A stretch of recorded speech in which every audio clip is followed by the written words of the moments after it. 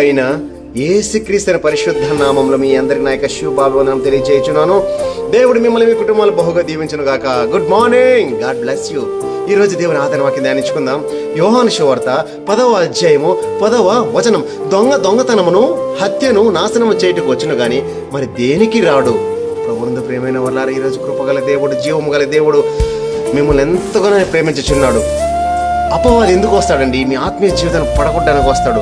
ఈ కుటుంబ సమస్యలతో ఏడుస్తున్నావా? అప్పుల సమస్యలతో కృంగిపోతున్నావా? అనారోగ్య సమస్యతో కృంగిపోతున్నావా? ఈ బాధ ఎవరికి చెప్పుకోవాలని ఏడుస్తున్నావా? అపవాదికి చోటు ఇచ్చి ఉన్నావా?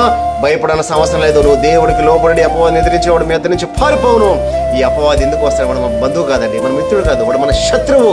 కుటుంబాలు కూల్చడానికి వస్తాడు కనుక అపవాదికి మీరు చోటు ఇవ్వకూడదని ప్రభు చెప్పుచున్నాడు కనుక దొంగతనం ఎలా వస్తాడు? అపవాది కూడా దేవుని బిడ్డలు పడగొట్టడానికి, పాపంలో పడవేయడానికి కూడా వస్తాడు కనుక దేవుడికి లోపడదాం, అపవాదిని ఎదిరిద్దాం, దేవుడి ఆశీర్వాదం పొందుకుందాం. Praise the lord.